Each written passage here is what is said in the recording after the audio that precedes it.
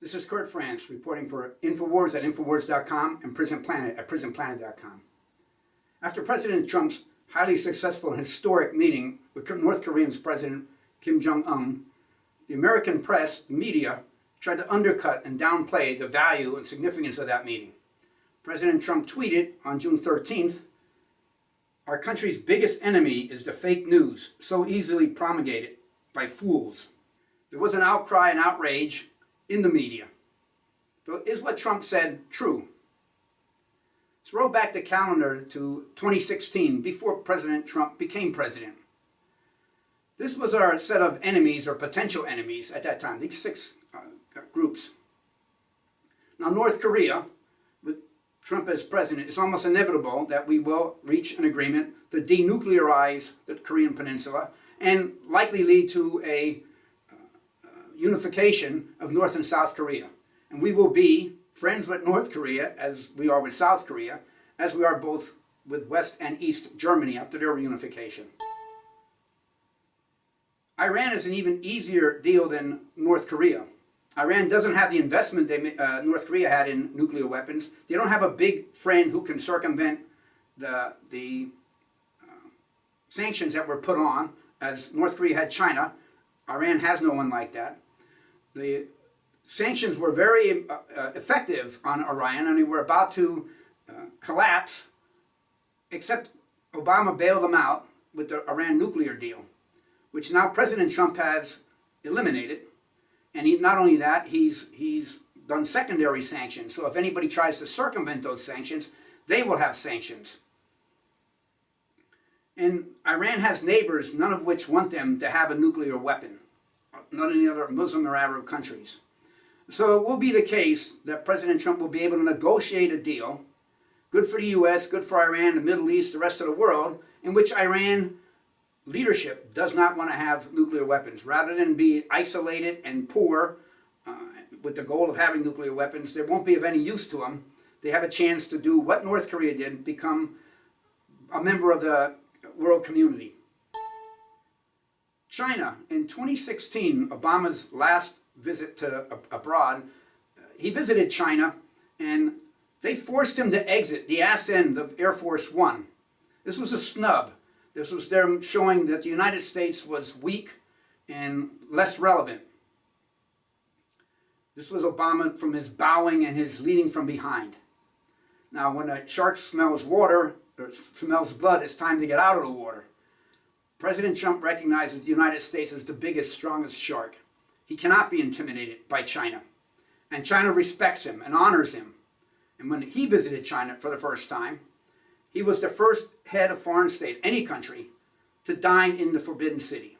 And on that trip, the Chinese committed to investing $250 billion in the American economy. China doesn't want a war with the U.S. They have too much invested in us. They own too much of our debt. And we are also their biggest customer. So it'd be too expensive for them to engage in war with us. Now, because they're a communist country, there will always be some level of tension between us. But even if we can't be friends, we also won't be enemies. At worst, we'll be frenemies. Russia is really a natural ally of the United States. They've been under the globalist boot longer than anyone. The globalists sought to use communism to control the world. And when Russia got out from under that, they become staunch anti-globalists. Now, they work with the United States in Syria to squash ISIS. And they were also cowed by Americans' military might at that point, allowing the U.S. to attack Syrian forces that they were supporting, standing down during that. Russia knows that they can't match the United States militarily, and they can't even begin to launch an economic war. So President Putin has wanted to, starting recently, have a summit with President Trump. And President Trump wants one in return, and there looks like they're going to schedule one for the summer in Vienna. The Islamic radical terrorists, which looked like it would be an ongoing war with almost no end, is largely fizzled out because of Trump's actions. they're not based in any country, so they can't really tax, but they depend on our handouts. And the biggest handouts they were getting was from Saudi Arabia, in particular the House of Saud. Now, when Trump made his first foreign trip as president, it was to the Middle East. And he met with the Middle Eastern heads of state and got agreement with them, made negotiations with them so that they would see it was in their best interest, as well as the United States, that they would no longer fund terrorism, Islamic terrorism. And they stopped. Now, they were also getting funding, ISIS was also getting funding, sadly, from the United States itself. The deal, the Iran nuclear deal that Obama and Kerry negotiated, included giving hundreds of billions of dollars to Iran, which would make its way into terrorist groups. When Trump eliminated that, that funding got cut. So after Russia and the United States decimated the ISIS forces, they're left with no military might. They have no funding, or little to speak of. So they become irrelevant in terms of committing any types of national terrorist acts against the U.S. or really in countries around the world.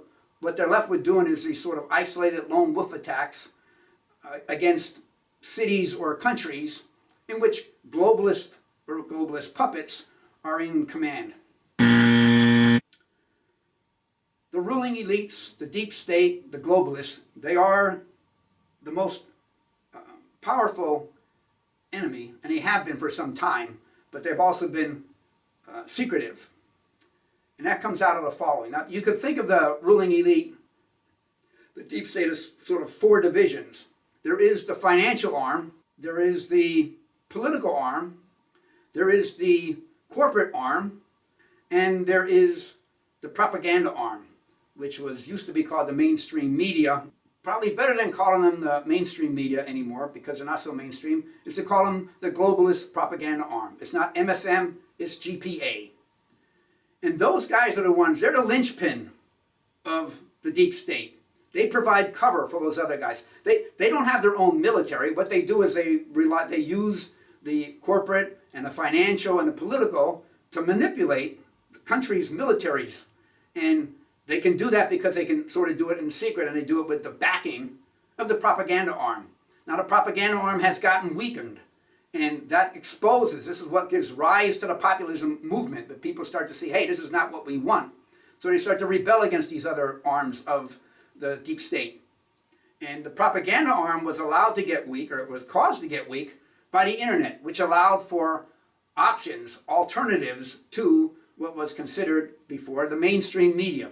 And this is why Obama tried to give control of the internet to international bodies, the globalists, and to regulate the internet in the United States. But Donald Trump put a stop to that as well. So that enables the undercutting of the GPA, which weakens the whole of the deep state. Now, they still are a force, they still have deep roots, and it takes much to get rid of them. But each of us can do our part to eliminating the GPA. On a day-to-day basis, we can make decisions about who we listen to, who we read, who we watch, and how we respond to those. That undercuts the GPA. This country cannot be brought down by foreign power. But we can be manipulated, seduced, into committing national suicide by an internal enemy that we don't recognize until it's too late. And they do that through fake news, fake commentary. The GPA is fake news. But we can stand up to them. And President Trump was absolutely right that they are this country's #1 enemy. But we can do things to stop it. And President Trump not only identified them correctly, but these other 5 enemies or potential enemies, they're not anymore from his actions. This is Curt Frantz reporting for Infowars at Infowars.com and Prison Planet at PrisonPlanet.com.